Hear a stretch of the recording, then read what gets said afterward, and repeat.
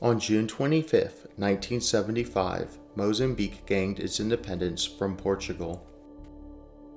For the unrecognized state of Rhodesia, this news was most unwelcome.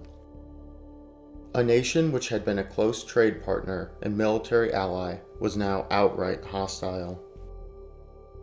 The consequences of Mozambique's independence impacted Rhodesia in more ways than one, but from a strictly military sense, it greatly weakened the defensive advantage which the Rhodesian military enjoyed.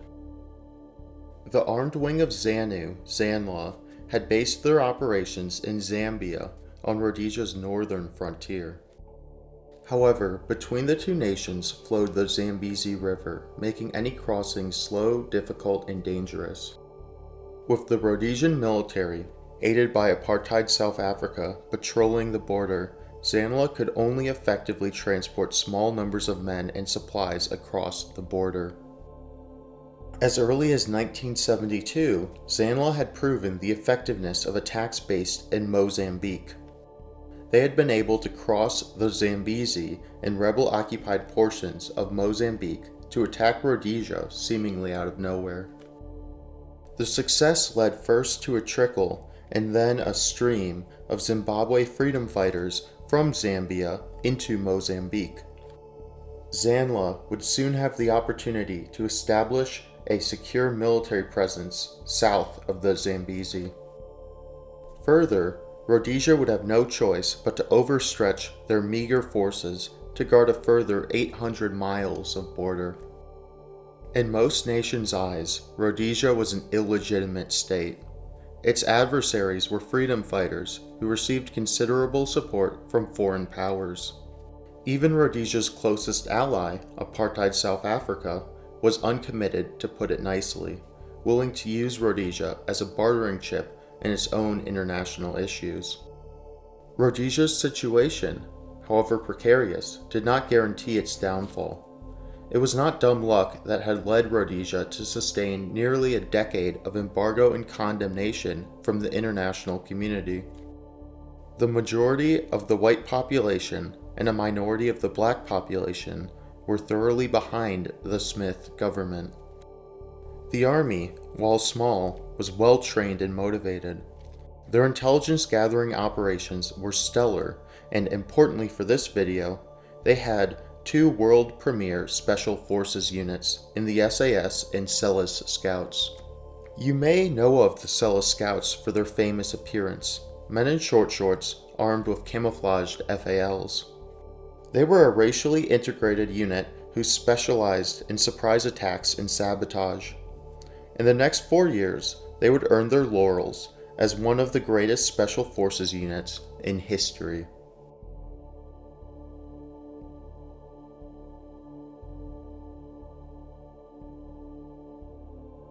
In the summer of 1976, Rhodesian intelligence identified a military training camp, Niadzonia Base, less than 25 miles from their border. Aerial reconnaissance suggested that the camp could have housed as many as 5,000 ZANLA soldiers. For context, the Rhodesian army at its height comprised 10,800 professional soldiers. In other words, Niadzonia alone possessed nearly half the manpower of Rhodesia's standing army. Although Rhodesia's commanders advocated for an immediate strike, Ian Smith feared that authorizing such a strike could have immense political ramifications. South Africa sought détente in southern Africa and viewed Rhodesia's active defense policy as a hindrance to its own aims. Ian Smith was painfully aware that a major incursion into Mozambique could lead to severe repercussions from South Africa. Therefore, Smith shelved any operations, allowing the military presence to strengthen uncontested. 2 months later, between August 5th and 8th, 5 Rhodesian servicemen were killed by ZANLA soldiers operating out of Niadzonia. Smith's efforts to appease South Africa were no longer tenable. The raid on Niadzonia, Operation Eland, was cleared for August 9th, 1976. The force assembled comprised 84 Selous scouts, 4 ferret armored cars, and 7 armored Unimog trucks, 2 of which were armed with scavenged 20mm aircraft cannons. To say the odds were against the scouts is an understatement. They would be outnumbered nearly 60 to 1. The fact this operation was ever greenlit suggests an overwhelming confidence in the abilities of the Selous scouts. Even so, the operational success of the commandos hinged on the element of surprise. Rhodesian intelligence disguised the convoy in Mozambican colors. Additionally, many of the black scouts were dressed in Mozambican army uniforms, while the white scouts were concealed within the trucks. Successful impersonation hinged on 2 men, an SAS transfer fluent in Portuguese, and a former Zanla commissar turned Selous scout. Before I continue, I should note that impersonation of enemy combatants is a war crime in violation of Article 23F of The Hague. It speaks to the brutality of the Bush War that war crimes were so mindlessly committed.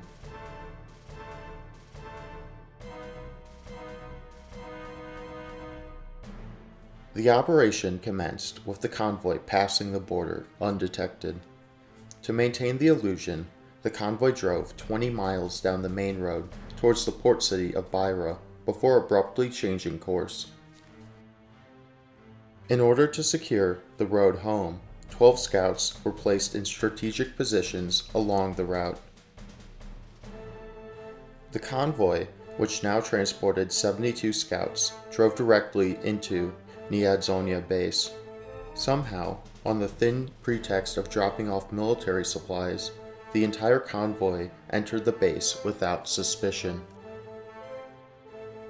According to veterans of the operation, this singular achievement of deception was achieved through a few abusive words from the SAS transfer fluent in Portuguese. The success of the entire operation was guaranteed by one man's ability to stay collected under pressure. The convoy entered the base at approximately 8:25 a.m., just as the Zanla soldiers were assembling for an exercise at the parade grounds. This was no mere coincidence. Rhodesian intelligence had successfully predicted this assembly, and the mission had been planned accordingly. The convoy drove directly into the middle of the parade ground in front of thousands of Zanla soldiers. The former Zanla commissar exited one of the vehicles and addressed the assembled Zanla soldiers. When those pressed against the Rhodesian vehicles noticed the white men inside, the order was given to open fire. At point-blank range, the 2 20mm aircraft guns, 8 machine guns, and approximately 4 dozen FALs opened fire.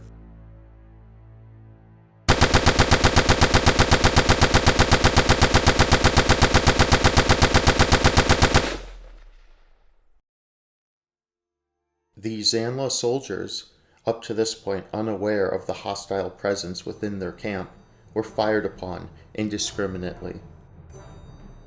A panic ensued as confused soldiers trampled each other in an attempt to retreat from the gunfire. The majority of Zanla soldiers were unarmed. However, those who were armed could do little to resist the onslaught. If any Zanla officers recognized how small the attacking forces truly were, they evidently failed to mount an effective counterattack. The scouts used the chaos to destroy as much of the base as possible, leading to out-of-control fires across Niadzonia. Retreating as quickly as they entered, the Rhodesians raced out of the camp back towards the border. The dozen scouts left to guard their route back evidently did their job, as no serious resistance was met as the convoy moved to the Rhodesian border. All 84 scouts sent into Mozambique returned safely. All told, the Rhodesians suffered 0 fatalities and 4 injuries. Zanla, on the other hand, was devastated. The Rhodesians initially estimated that they had killed 300 combatants, but that number was contradicted by Zanla's own estimates, which put the body count at 1,028. It seems that the Rhodesian estimate only included those killed by gunfire. A great number more men were either burnt in the fires which engulfed the camp or drowned in the Niedzonia River, which protected the base's flank. The operation could not have gone any more smoothly for the scouts. While Operation Eland represents one of the greatest tactical victories in military history, its strategic effect on the Bush War was arguably detrimental. Although time would vindicate Rhodesia's claims that Niedzonia had been a military target, Zanu claimed the target was a refugee camp. Consequently, Rhodesia was met with further outrage from the international community. A far more tangible consequence of the raid was felt when South Africa used it as a pretext to withdraw all remaining South African personnel within Rhodesia. South African personnel had been vital to Rhodesia's war effort. Overnight, Rhodesia's air force was cut in half, amongst other ramifications. Although the battle temporarily dislodged 5,000 Zanla soldiers and destroyed an important strategic asset, Zanla raids into Rhodesia continued to escalate. I am not trying to downplay the stunning success at Eland. The moral effects alone were palpable on Rhodesia's war-weary population. However, I think Operation Eland represents the mindset which prevented Rhodesia from ever effectively crushing the Zimbabwe freedom fighters. In the Rhodesian War, a military history, Moorcraft and McLaughlin summarize this mindset succinctly. The story of the Rhodesian Civil War is one of tactical brilliance and strategic ineptitude. The Rhodesian obsession with successful tactics created a fatal blindness to the strategic imperatives of a protracted revolutionary war such as the guerrillas were waging.